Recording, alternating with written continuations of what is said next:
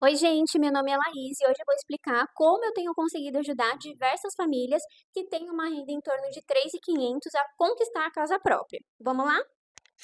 Hoje eu vou mostrar para vocês uma simulação para vocês terem uma ideia de como é que ficaria as condições de pagamento para uma família que tem uma renda de 3.500 e quer comprar o primeiro imóvel através do programa Minha Casa Minha Vida. Lembrando que esse valor de renda de 3.500 não obrigatoriamente precisa ser apenas de uma pessoa. Esse valor de renda ele pode ser composto por até 3 pessoas e não necessariamente precisam ser da mesma família ou ser casado no civil. Normalmente, para quem apresenta essa renda de 3.500, o banco aprova em torno de 181 mil de financiamento. Esse seria o valor que a gente conseguiria abater do valor do imóvel. E além disso, a gente consegue também em torno de 2.700 de subsídio, que pode ser considerado como parte do crédito ou até mesmo como uma forma de entrada que você vai ganhar do governo através do programa Minha Casa Minha Vida.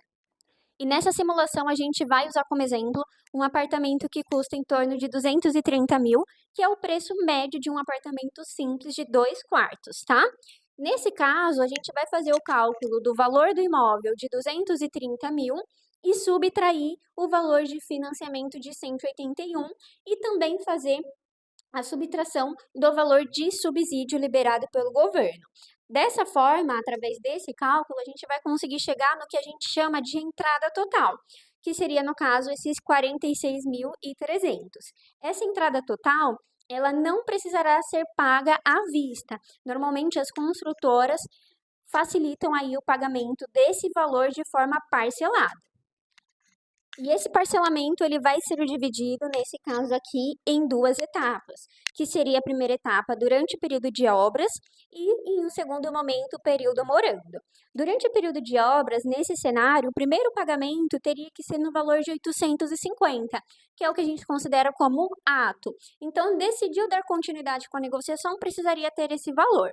A partir do mês seguinte, começariam as 20 mensais no valor de R$ 432,50. E fora isso, durante esses 2 anos de obra, a pessoa precisaria se organizar para fazer o pagamento de um manual no valor de 4 mil. Esse valor é o que a gente espera que o cliente pague através do 13º ou férias, para que não precise se apertar muito tirando da sua renda mensal. Mas é um valor que ajuda muito se a gente colocar uma única vez no ano, para não ter que redistribuir esses 8 mil aqui nas mensais e acabar deixando o cliente com um comprometimento maior mensalmente. Fora isso, durante o período de obras, também será cobrado por parte do banco a evolução de obras. Essa evolução de obras, ela vai ser calculada de acordo com a porcentagem de conclusão da obra e também de acordo com o valor da sua prestação morando. Nesse caso aqui, a prestação referente ao financiamento ficou de 1.035 e o projeto está em torno de 20% de obra de conclusão. Então, esse valor começaria a ser cobrado em torno de R$ 200 e iria terminar no valor da prestação de 1.035, que seria só lá no final da obra. Ou seja, aqui nesse momento, eu sempre gosto de reforçar qual é o máximo de custo que essa pessoa vai ter hoje e qual é o máximo de custo que ela vai ter nos últimos meses de obra. A princípio, ela teria que conciliar esse valor da entrada parcelada com a construtora com esses primeiros pagamentos que ainda estão em um valor baixo de R$ 200, que seria a evolução de obras do banco. Lá na frente, quando a obra estivesse quase chegando já em 100% de conclusão, a pessoa teria que conciliar esse 1.035 junto com os 432, que é referente à parcela da entrada com a construtora. É sempre muito importante a gente ter essa consciência do que é que vai ser cobrado por parte da construtora e o que é que vai ser cobrado por parte do banco. Por parte da construtora, é sempre o valor parcelado da entrada. Por parte do banco, é sempre a evolução de obra e a prestação do financiamento. Nesse cenário, a gente vai falar de uma opção de negociação onde a construtora permite fazer esse parcelamento da entrada, mesmo depois que a pessoa já esteja morando, tá?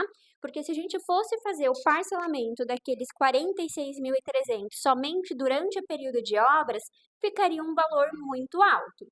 Então, em alguns cenários, compensa muito deixar uma parte dessa entrada parcelada, mesmo depois que a pessoa já esteja morando. Portanto, que sejam parcelas baixas, porque nesse momento já vai ter que coincidir com a prestação do financiamento também. Então, resumindo, nesse caso, a pessoa passou por esse período de obras, finalizou, recebeu as chaves e nesse momento já vai começar a assumir as prestações do banco de 1035. Porém, ainda vai ter algumas parcelas da entrada para serem finalizadas junto com a construtora.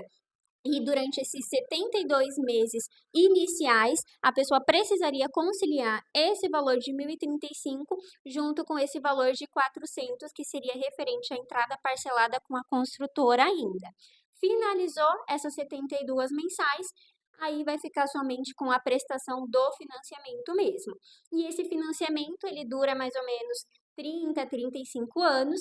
Não me digam sobre a parte de juros, eu sei que é um pouco assustador se a gente for fazer o cálculo, porém, no nosso Instagram tem um vídeo que ensina como fazer essa amortização desse financiamento para você se livrar um pouco dos juros que envolve esse financiamento. E é desse jeitinho que muitas famílias têm conseguido conquistar a casa própria sem comprometer nem 50% da sua renda.